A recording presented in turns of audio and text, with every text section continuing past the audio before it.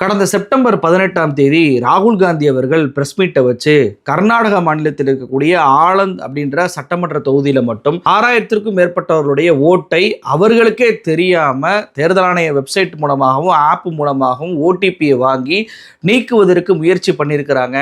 அதை காங்கிரஸ் கட்சி கண்டுபிடிச்சு தேர்தல் ஆணையத்திட்ட புகார் கொடுத்தோம். ஆனால் இந்த வழக்கை சிஐடி விசாரித்த போதும் கூட இந்த வழக்குக்கு யார் அந்த வேலையை பண்ணாங்கன்ற டீட்டெயிலை தேர்தல் ஆணையம் கொடுக்கவே மாட்டுறாங்க. இது கிட்டத்தட்ட 2 வருடத்திற்கு மேலாக தொடர்கதையாகிட்டே இருக்கு. தேர்தல் ஆணையம் என்பது கொடுக்கவே மாட்டுறாங்க அப்படின்ற ஒரு குற்றச்சாட்டை மிக ஆதாரபூர்வமாக யார் யாரெல்லாம் வச்சு நீக்கினாங்க அவங்களுக்கே அது தெரியாது அப்படின்றத அவங்களையே மேடை ஏற்றி தேர்தல் ஆணையத்தை எக்ஸ்போஸ் பண்ணியிருந்தார். இது குறித்து நம்ம விரிவாகவே வீடியோ வெளியிட்டிருந்தோம், எல்லோருமே பார்த்துருப்பீங்க. ஆனால் அப்போவே தேர்தல் ஆணையம் என்ன சொன்னாங்க? ராகுல் காந்தி அவர்கள் பொய் சொல்கிறார், அவர் எப்பயுமே உண்மையவே பேச மாட்டார், அபாண்ட குற்றச்சாட்டுகளை வைக்கிறார், அப்படியெல்லாம் தனிநபரால் ஒரு வாக்காளரை வாக்காளர் பட்டியலிருந்து நீக்குவதற்கு விண்ணப்பமே பண்ண முடியாது அப்படின்னு சொன்னாங்கல்ல. நாம் அப்போவே ஒரு வீடியோவில் அதே வீடியோவில் தெளிவாக சொல்லியிருப்போம். ரூல் நம்பர் 13 படி தெளிவாகவே ஒரு தனிநபர் இன்னொருத்தருடைய வாக்கை கேள்விக்குறியாக்க முடியும், அப்ஜெக்ஷன் பண்ண முடியும், அவருக்கு எதிராக அவரை நீக்க சொல்லி அப்ளை பண்ண முடியும் அப்படின்ற ஆதாரத்தை நாம தான் முதல்ல வெளியிட்டிருந்தோம். அப்போ அன்னைக்கு ராகுலை குற்றஞ்சாட்டி அதே தேர்தல் ஆணையம் இன்னைக்கு என்ன தெரியுமா பண்ணியிருக்கிறாங்க? 5 நாளில் பார்த்தீங்கன்னா தங்களுடைய வெப்சைட்லையும் ஆப்லையும் யாராவது ஒரு தனிநபர் ஒருவருடைய வாக்கை நீக்குவதற்கோ அல்லது சேர்ப்பதற்கோ அல்லது திருத்துவதற்கோ முயற்சித்தாங்கன்னா அவ்வளவு ஈஸியாக திருத்த முடியாது. அவங்களுடைய ஆதார் கார்டில் உள்ள பெயரும் ஓட்டர் ஐடியில் உள்ள பெயரும் மிகச் சரியாக இருக்க வேண்டும். அதே போல் ஆதார் கார்டில் இருக்கக்கூடிய இணைக்கப்பட்டிருக்கக்கூடிய ஃபோன் நம்பரை என்ட்ரு பண்ணால் மட்டும்தான் இனிமே சேர்த்தலோ நீக்குதலோ அல்லது திருத்தமோ பண்ண முடியும் அப்படின்னு சொல்லி இ-சைன் அப்படின்ற ஒரு முறையை செப்டம்பர் 23ஆம் தேதியிலேருந்து உருவாக்கியிருக்கிறாங்க. கடந்த செவ்வாய்க்கிழமையிலிருந்து இ-சைன் அப்படின்ற ஒரு ஃபார்மட் உருவாக்கப்பட்டிருக்கு. ஏன் உருவாக்குனீங்க? நீங்கள் தான் ராகுல் காந்தி பொய் சொன்னதாக சொன்னீங்களே, அவர் பொய் சொன்னதாக இருந்தால் எதற்காக திடீரென ராகுல் காந்தி பிரஸ் மீட் வச்ச 5 நாளில் வெப்சைட்டில் இப்படி ஒரு மாற்றத்தை தேர்தல் ஆணையம் பண்ணுச்சு? அப்போ ராகுல் காந்தி சொன்னது உண்மைதானே? அவர் சொன்னது உண்மையாக போய் இவங்க எக்ஸ்போஸ் ஆனனால தானே இன்னைக்கு அதை யாரும் எளிமையாக பண்ணிட முடியாது என்பதற்காக ஆதார் கார்டை நீங்கள் லிங்க் பண்ணுறீங்க, அந்த ஃபோன் நம்பரை லிங்க் பண்ணுறீங்க. எப்படிப்பட்ட ஒரு விஷயத்தில் நீங்கள் சிக்கியிருக்கிறீங்க பாருங்கள். ஏன் நாட்டு மக்களுக்கு இது முன்பே நீங்கள் சொல்லலை? ஆமாம், ராகுல் காந்தி சொல்வது உண்மைதான், அப்படியான முறை இருக்கிறது, அதை நாங்கள் உடனடியாக மாற்றுறோம் பாருங்கள், இ-சைன் முறை என்பதை நாங்கள் கொண்டு வந்து விட்டோம் என்று சொல்வதற்கு தேர்தல் ஆணையத்திற்கு என்ன கௌரவ குறைச்சல்? அப்போ யாரை நீங்கள் காப்பாற்றுவதற்கு இத்தகைய வேலையை செய்கிறீங்க அப்படின்றதான் இன்னைக்கு என்னுடைய மக்களுடைய எல்லோருடைய கேள்வியாக இருக்கு. அப்போ ஒரு சின்ன விஷயத்தில் கூட உங்களை நீங்களே கரெக்ட் பண்ணிக்கிறோன்ற அந்த வார்த்தையை கூட பயன்படுத்தாமல் இருப்பதற்கான நோக்கம் என்ன?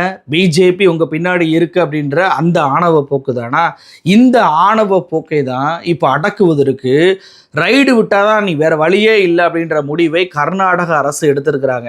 இவங்க கிட்ட நாம 3 விஷயத்தை கேட்டோம். அதாவது ஆனந்த் அப்படின்ற சட்டமன்ற தொகுதியில் வெவ்வேறு வகையான சிம் கார்டு மூலமாக, அதுவும் வெளி மாநிலத்தில் இயங்கக்கூடிய சிம் கார்டுகள் மூலமாக கோதாபாய், நாகராஜ், சூரியகாந்த் அப்படின்னு சொல்லி அவங்களுக்கே தெரியாமல் அந்த பெயரை பயன்படுத்தி இவங்க வாக்காளர்களுடைய பெயர் 6000 பேர்களுடைய பெயரை நீக்குவதற்கு அப்ளை பண்ணியிருக்கிறாங்க.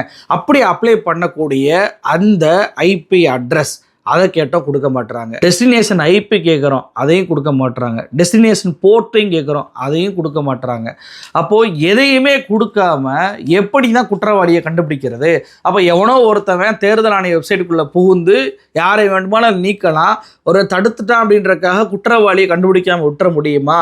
தொடர்ச்சியாக 2 வருஷமாக கேட்டவங்க கொடுக்க மாட்டாங்களே அப்படின்றக்காக கர்நாடகத்துடைய ஐடி அமைச்சராக இருக்கக்கூடிய பிரியங்க் கார்கே, நம்ம கார்கே அவர்களுடைய மகனாக இருக்கக்கூடியவர், அவர் என்ன முடிவு எடுத்திருக்கிறார் அப்படின்னா இனிமேல் கோர்ட்டுக்கு தான் போய் ஆகணும் அப்படின்ற முடிவை எடுத்திருக்கிறார்.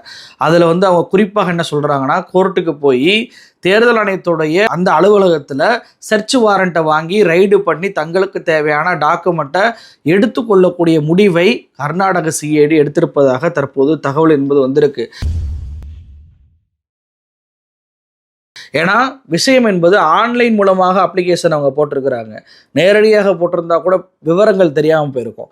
ஆன்லைனில் அவங்க பயன்படுத்தியிருப்பதனால கண்டிப்பாக இசிஐ வெப்சைட்டில் லாகின் ஆகும்போது அவங்களுடைய டீட்டெயிலை கண்டிப்பாக என்டர் பண்ணிட போகிறாங்க. ஸோ அதன் மூலமாக மிக எளிதாக அவங்கள பிடிச்சிடலாம். என்னதான் அவங்க இரவு நேரத்தில் நீங்கள் அந்த பெயர்கள் மாற்றினதெல்லாம் பார்த்தீங்க அப்படின்னா எல்லோருடைய பெயர்களையுமே நள்ளிரவில் மட்டும்தான் அவங்க மாற்றிருப்பாங்க. ஒரு முறை லாகின் பண்ணால் 6 பேரை மட்டும்தான் டெலீட் பண்ணுவதற்கான வசதி வாய்ப்புகள் என்பது தேர்தல் ஆணைய வெப்சைட்டில் இருக்குது. ஆனால் இவங்க ஒரே முறையில் 12 பேர்களை அந்த கோதாபாய் அப்படின்ற பெண்மணி பேர்லேயே மாற்றிருக்கிறாங்க. அப்போ ஏதாவது ஒரு முறை கண்டிப்பாக பகல் நேரத்தில் இவங்க மாற்றிருப்பாங்க. ஈஸியாக கண்டுபிடிப்பதற்கான வாய்ப்புகள் இருக்குது. ஆனால் தேர்தல் ஆணையம் கொடுத்தா மட்டும்தான் முடியும். தேர்தல் ஆணையம் கொடுக்காதனால தான் இந்த ரைடு என்ற முடிவையே நாங்கள் எடுக்க போகிறோம் அப்படின்னு சொல்லி அந்த கர்நாடகத்துடைய சிஐடி சோர்ஸ் மூலமாக சொல்லியிருப்பதாக தகவல் என்பது வந்திருக்கு. ஏன்னா நள்ளிரவில் சீரியல் நம்பர் 1, அதாவது ஒவ்வொரு பூத்துலையும் யாரெல்லாம் முதல் நபராக இருக்கிறாரோ அவரை மூலமாகவே அவரே அப்ளிகேஷன் போடுற மாதிரி போட்டு தான் இவ்வளவு பேர்களை நீக்கியிருக்கிறாங்க அப்படின்றது முக்கியமான ஒரு சம்பவம். இந்த ரைடு நடப்பதற்கு மிக முக்கியமான ஒரு விஷயமாக மாறி இருப்பதற்கான காரணமே 100 சிம் கார்டுகள் பிடிபட்டது தான். இந்த 100 சிம் கார்டுகளை வச்சு தான் ஆலந்தில் இருக்கக்கூடிய 254 பூத்துலையுமே முதல் நபரை தேர்வு பண்ணி இஷ்டத்துக்கு முஸ்லீம்கள், ஒடுக்கப்பட்டவர்கள் இவங்கெல்லாம் அதிகமாக இருக்கக்கூடிய பூத்துகளாக பார்த்து அவங்களுடைய பெயரை ரேண்டமாக தேர்வு பண்ணி நீக்கியிருக்கிறாங்க. அதுவும் சாஃப்ட்வேர் மூலமாக. இப்போ அந்த 100 சிம் கார்டுகளுமே சிஐடி போலீஸ் கண்டுபிடிச்சதில் அந்த 100 சிம் கார்டுகளும் வெளிமாநிலத்தில் ஃபேக் அட்ரஸை வச்சு வாங்கியிருக்கிறாங்களாம். இப்போ ஏன் தெரியுமா அந்த சிஐடி தொடர்ச்சியாக தேர்தல் ஆணையத்தில் கேட்டுக்கிட்டே இருக்கிறாங்க, நீங்கள் சிம் கார்டு அந்த ஃபோன் நம்பர் இருந்தாவே ஈஸியாக எங்கேருந்து அவங்க இது பண்ணாங்க அப்படின்றத பிடிச்சிடலாம்ல, அவங்க அட்ரஸை போய் கண்டுபிடிச்சி அவங்கள தூக்கிடலாம்ல அப்படின்ற கேள்வியை எல்லோருமே வைக்கலாம். ஆனால் இந்த சிம் கார்டுகள் அத்தனையுமே ஃபேக் அட்ரஸ் மூலமாக வாங்கியிருக்கிறாங்க. அப்போது போய் நம்ம பார்த்தாலுமே அது வாங்கப்பட்ட நபர் வேறு ஒரு நபராக இருப்பார், பயன்படுத்தியவர் வேறு ஒரு நபராக இருப்பார். அதனால தான் ஐபி அட்ரஸ் கிடச்சிச்சு, ஒரு டெஸ்டினேஷன் போர்ட்டு கிடச்சிச்சு அப்படின்னா எங்கே எந்த இடத்துல இருந்து அவங்க அந்த விண்ணப்பத்தை பண்ணாங்க, எந்த டிவைஸ்லேருந்து விண்ணப்பத்தை பண்ணாங்க அப்படின்றத கண்டுபிடிச்சு குற்றவாளிகளை எளிமையாக கண்டுபிடிச்சிடலாம். நியாயப்படி இது தேர்தல் ஆணையம் தான் போலீஸில் புகார் கொடுத்து பண்ணியிருக்கணும். ஆனால் அவங்க ஒரு போலீஸ் பண்ணுறேன்னு சொல்லியும் கூட ஆதாரத்தை கொடுக்க மாட்டேன் அப்படின்னு சொல்லி இன்னைக்கு அவர்கள் பின்வாங்குவதற்கு காரணம் தேர்தல் ஆணையமே இதுக்கு உடந்தையா அப்படின்ற கேள்வி வருது. அப்போ இந்த 100 சிம் கார்டுகள் தற்போது கிடைத்திருப்பது, பிடிபட்டிருப்பது என்பது கண்டிப்பாக தேர்தல் ஆணையத்துக்கு ஒரு தலைவலியை உருவாக்க தான் போகுது. அப்போ ராகுல் காந்தி அவர்கள் லீகலாக தேர்தல் ஆணையத்தை முடக்குவதற்காக அடிபணி வைப்பதற்கான வேலையில் ஈடுபட ஆரம்பித்து விட்டார் என்பது தான் இது காட்டுது.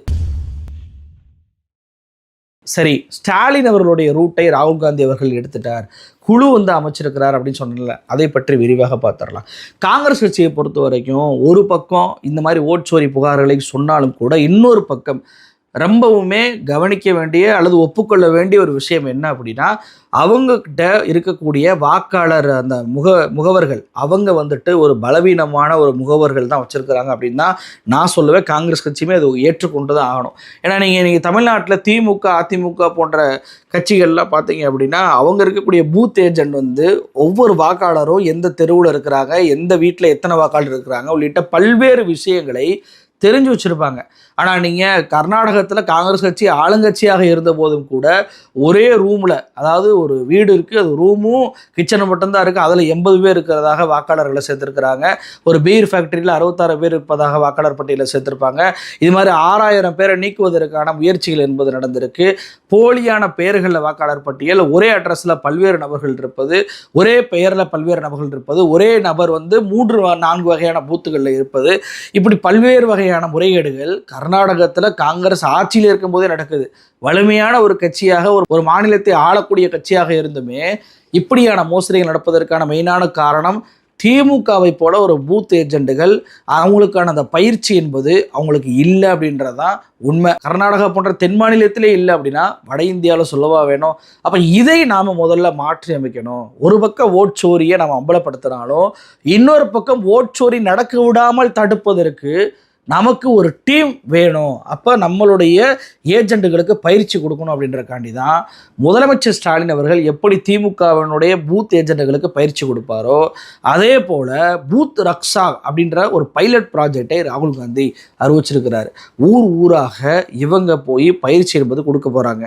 அதாவது முதல் கட்டமாக பார்த்தீங்கன்னா 4 மாநிலங்களில் 5 தொகுதிகளை தேர்வு பண்ணி அந்த 5 தொகுதியிலையுமே ஓட்சோரி எப்படி நடந்திருக்கு, அந்த 5 தொகுதிகளிலுமே எப்படி வாக்காளருடைய அந்த முகவர்களுக்கு பயிற்சியை கொடுக்கலாம் உள்ளிட்ட பல்வேறு விஷயங்களை சொல்லித்தர போகிறாங்க. ஏன் இந்த 5 தொகுதி, அது என்ன 5 தொகுதி அப்படின்னா, ஜெய்ப்பூர் ரூரல், அதே போல் ஜெய்ப்பூரில் இருக்கக்கூடிய ஆழ்வார், இது ராஜஸ்தானில் இருக்கக்கூடிய 2 தொகுதி, அதே போல் ஜஞ்சீர் அப்படின்ற சத்தீஸ்கரில் இருக்கக்கூடிய ஒரு தொகுதி, மொரேனா அப்படின்ற மத்திய பிரதேச தொகுதி, அதே போல் பங்ஸ்கோன் அப்படின்ற ஊபி தொகுதி. இந்த 5 தொகுதியை எடுத்ததற்கான காரணம் என்ன அப்படின்னா, 2014ஆம் ஆண்டு நடந்த தேர்தலில் மிகவும் குறைவான வாக்கு வித்தியாசத்தில் பிஜேபி வென்ற தொகுதிகள் இவை. அப்போ இதில் ஓட்சோரி கண்டிப்பாக நடந்திருப்பான வாய்ப்புகள் இருக்கும் என்பதற்காக தான் இந்த 5 தொகுதிகளை தேர்வு பண்ணி பூத் ரக்ஷாவை இந்த 5 தொகுதியிலையுமே ராகுல் காந்தி இறக்கிறார். இவங்களுடைய வேலை என்ன அப்படின்னா, அங்கிருக்கக்கூடிய லோக்கல் லீடர்ஸ் எல்லாம் அழைச்சு ஒரு வாக்காளர் பட்டியலில் ஃபார்ம் 6, 7, 8 இதெல்லாம் எப்படி யூஸ் பண்ணுறது, எப்படி சேர்ப்பது, எப்படி நீக்குவது, எப்படி திருத்தம் பண்ணுவது உள்ளிட்ட பல்வேறு பயிற்சிகளை அவங்க கொடுப்பாங்க. அதே போல் ஓட் சோரி பண்ணுவதற்கு என்னென்ன முறையெல்லாம் அவங்க ஃபாலோ பண்ணுறாங்க, அதை எப்படி நாம் கண்டறிஞ்சு அதை தடுப்பது, குறிப்பாக ஒரே வீட்டில் பல பேர் இருப்பதை எப்படி கண்டுபிடிக்கிறது, டூப்ளிகேட் நேம் அட்ரஸில் இருப்பவங்களை எப்படி கண்டுபிடிக்கிறது, இன்எலிஜிபிள் ஓட்டர்ஸ் எப்படி கண்டுபிடிக்கிறது அப்படின்ற பயிற்சியை இந்த பூத் ரக்ஷாக்கள் மூலமாக அங்கே இருக்கக்கூடிய வாக்காளர் முகவர்களுக்கு லோக்கல் லீடர்ஸ் கொடுக்க போகிறாங்க.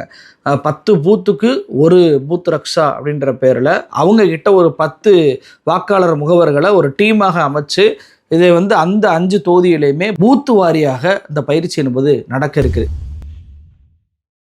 இதனால் 2 விஷயம் நன்மை இருக்குது. ஒன்று என்ன அப்படின்னா, இனிமே ஓட்சோரி நடக்க விடாமல் தடுப்பதற்கான வாய்ப்புகள் இருக்குது ஒன்று.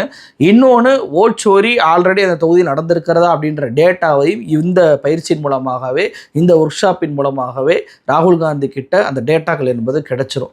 அப்போ எப்படி ஆனந்த் அப்படின்ற தொகுதியில் அம்பலப்படுத்தினாரோ, எப்படி கர்நாடகா மாநிலத்தில் ஓட்சோரி நடந்திருக்கு அப்படின்றத மகாதேவ்புரா அப்படின்ற அந்த ஊரை வைத்து அம்பலப்படுத்தினாரோ, அதே போல் இந்த 5 தொகுதிகளிலையுமே ராகுல் காந்தியால் அம்பலப்படுத்துவதற்கான வாய்ப்பு என்பது இருக்குது. இது முதற்கட்ட 5 தொகுதி தான்.